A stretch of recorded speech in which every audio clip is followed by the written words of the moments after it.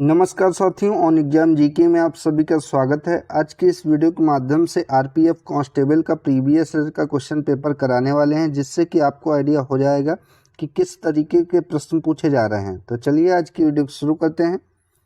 पहला क्वेश्चन पूछा गया था, ये 17 जनवरी 2019 का पेपर है, ऑनलाइन परीक्षा हुई थी कांस्टेबल की।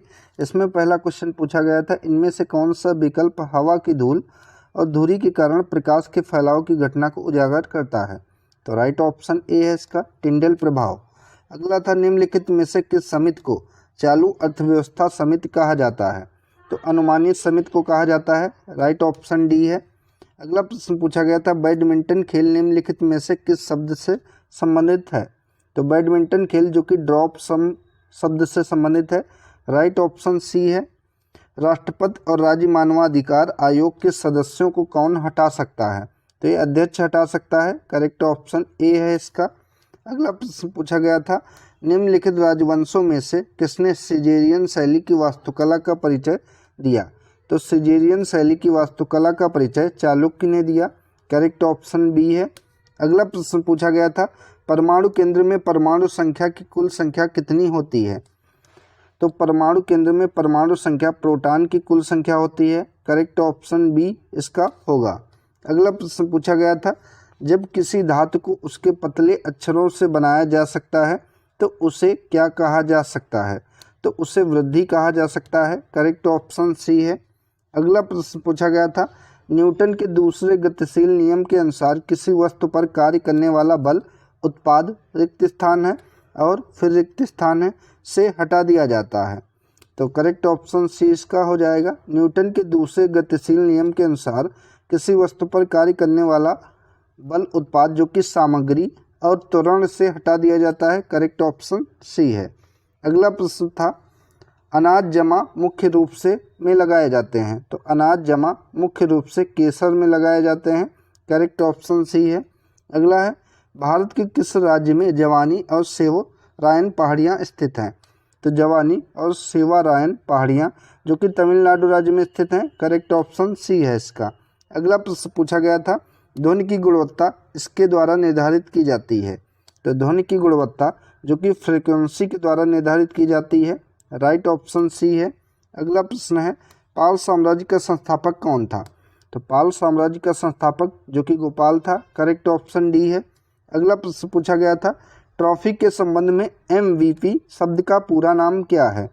तो MVP का पूरा नाम है अधिकांश मूल्यवान खिलाड़ी, करेक्ट ऑप्शन सी है इसका। मिलिंद पन्हो पाठ किससे संबंधित है? तो ये बौद्ध धर्म से संबंधित है, करेक्ट ऑप्शन ए है। अगला प्रश्न पूछा गया था, इनमें से किसे भारत के नए समुद्र मिले? तो ये वास्को डी गामा को मिले, करेक्ट ऑप्शन सी है। अगला प्रश्न था, हैंडबॉल खेल के खेल क्षेत्र को क्या कहा जाता है? तो हैंडबॉल खेल के खेल क्षेत्र को कोर्ट कहा जाता है, करेक्ट ऑप्शन सी है। अगला प्रश्न था, पशुपति किस काल से मनाया जाता है? तो पशुपत जो कि हड़प्पा संस्कृत से मनाया जाता है, करेक्ट ऑप्शन डी इसकी होगा। पशुपतिनाथ की पूजा हड़प्पा काल में होती थी, तो ये ध्यान रखेंगे। अगला प्रश्न पूछा गया था, निम्न में से कौन सी एक हवादार बीमारी है? तो ये शासन जो कि हवादार बीमारी है, करेक्ट ऑप्शन डी है। निम्नलिखित में से कौन तारा आपके सबसे करीब है? तो प्रॉक्सिमा सेंटोरी जो कि एक तारा है और ये सबसे करीब है, करेक्ट ऑप्शन डी इसका होगा। सार्वजनिक संपत्ति स्रोतों के अति प्रयोग को क्या कहा जाता है? तो सार्वजनिक लक्षणों की त्रासदी कहा जाता है, करेक्ट ऑप्शन बी इसका होगा। अगला प्रश्न पूछा गया था, संसद के संयुक्त सत्र का संचालन करने के लिए अध्यक्ष के रूप में अनुपस्थित रहते हुए सत्र का संयोजक कौन होता है? तो सत्र का संयोजक लोकसभा उपाध्यक्ष होता है, करेक्ट ऑप्शन बी इसका ए हो जाएगा। अगला प्रश्न है, पैरा ओलंपिक में स्वर्ण पदक जीतने वाले पहले भारतीय कौन है? तो ये मरियप्पन थंगावेली जो कि पैरा ओलंपिक में स्वर्ण पदक जीतने वाले पहले भारतीय हैं, करेक्ट ऑप्शन बी है। अगला प्रश्न पूछा गया था, विभाजन में जन कोशिकाओं की तैयारी के लिए एक मूल कोशिका को किसमें विभाजित किया जा सकता है? तो दो समान कोशिकाओं में विभाजित किया जा सकता है, करेक्ट ऑप्शन सी है। अगला प्रश्न था, नाट्यशास्त्र के लेखक कौन है? तो नाट्यशास्त्र के लेखक भरत मुनि हैं, करेक्ट ऑप्शन डी है। कौन सा अंतर्राज्यीय परिषद मंत्रालय के अंतर्गत आता है? तो इनमें से गृह मंत्रालय जो कि अंतर्राज्यीय परिषद मंत्रालय के अंतर्गत आता है, करेक्ट ऑप्शन बी है। अगला प्रश्न पूछा गया था, थाल घाट मुंबई और किसको जोड़ता है? तो थाल घाट दर्रा जो कि मुंबई और नासिक को जोड़ता है, करेक्ट ऑप्शन ए है। अगला प्रश्न पूछा गया था, निम्नलिखित में से कौन क्रिकेट विश्व कप से संबंधित नहीं है? तो कलिंग कप जो कि क्रिकेट विश्व कप से संबंधित नहीं है, करेक्ट ऑप्शन बी है। अगला प्रश्न पूछा गया था, भारत, बेल्जियम और स्पेन में किस प्रकार के संघीय अभ्यास का उपयोग किया जाता है? तो ये संघीय रूप से शासित विधि का उपयोग किया जाता है, करेक्ट ऑप्शन सी है। निम्नलिखित में से कौन सा शहर पाटलिपुत्र में स्थापित किया गया था? तो पाटलिपुत्र में इनमें से कौन सा शहर स्थापित किया गया था? यहाँ पे ऑप्शन कुछ गलत लग रहे हैं जो कि नाम दिए गए हैं। अगला है, भारत की आकस्मिक निधि किस अनुच्छेद के अंतर्गत आती है? तो भारत की आकस्मिक निधि जो कि अनुच्छेद 267 के अंतर्गत आती है, करेक्ट ऑप्शन ए है इसका। अगला है, नाइजर और जिम्बाब्वे इनमें से कौन सा द्वीप है? तो नाइजर और जिम्बाब्वे में इनमें से अफ्रीका में द्वीप है, करेक्ट ऑप्शन डी इसका होगा। अगला प्रश्न है, राज्य मानवाधिकार आयोग का अध्यक्ष कौन होता है? तो राज्य मानवाधिकार आयोग का अध्यक्ष उच्च न्यायालय के सेवानिवृत्त मुख्य न्यायाधीश होते हैं, करेक्ट ऑप्शन बी है। निम्नलिखित में से कौन अंतिम मौर्य राजा था? तो ग्रेटर जो कि अंतिम मौर्य राजा था, करेक्ट ऑप्शन ए है। निम्नलिखित में से कौन एक नदी बंदर है? तो इनमें से कोलकाता जो कि एक नदी बंदरगाह होगा, यहाँ पर बंदरगाह है, ठीक है, नदी बंदरगाह कोलकाता बंदरगाह है, करेक्ट ऑप्शन सी है। अगला है, किस राज्य में खनन चित्रकला प्रचलित है? तो खनन चित्रकला जो कि बिहार राज्य में प्रचलित है, करेक्ट ऑप्शन डी है। कई आवृत्तियों के मिश्रण से उत्पन्न ध्वनि को क्या कहा जाता है?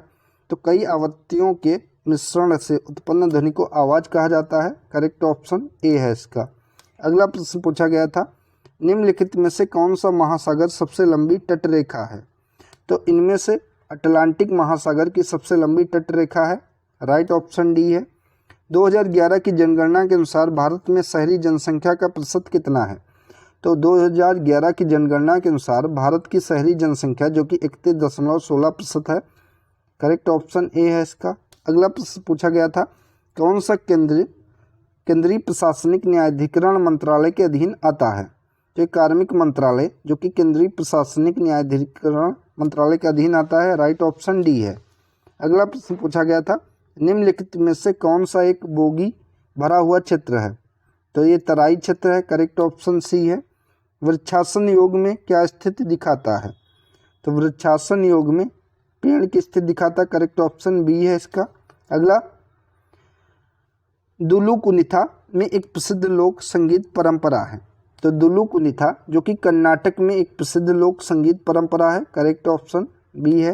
अगला प्रश्न है, राष्ट्रीय मानवाधिकार आयोग वर्ष में स्थापित किया गया था? तो राष्ट्रीय मानवाधिकार आयोग जो कि 1993 में स्थापित किया गया था, राइट ऑप्शन डी है। भारतीय नियोजन के वास्तुकार के रूप में किसे जाना जाता है? तो ये पीसी महालनोबिस को जाना जाता है, करेक्ट ऑप्शन सी है। बहुत कम विक्रेता लेकिन बाजार क्या है जो खरीदने के लिए बहुत अधिक है? तो अल्पसंख्यक प्रभुत्व है, करेक्ट ऑप्शन ए है। अगला प्रश्न पूछा गया था, भारत सरकार के माध्यम से खाद्यान्न खरीदती है? तो भारतीय खाद्य निगम जो कि भारत सरकार के माध्यम से खाद्यान्न खरीदती है, करेक्ट ऑप्शन ए इसका होगा। अगला प्रश्न पूछा गया था, महात्मा गांधी राष्ट्रीय रोजगार गारंटी योजना कब शुरू की गई? तो ये 2005 में महात्मा गांधी राष्ट्रीय रोजगार गारंटी योजना शुरू की गई, राइट ऑप्शन डी है इसका। अगला प्रश्न, सिकंदर ने भारत पर किस वर्ष आक्रमण किया था? तो 326 ईसा पूर्व सिकंदर ने भारत पर आक्रमण किया था, करेक्ट ऑप्शन ए इसका हो जाएगा।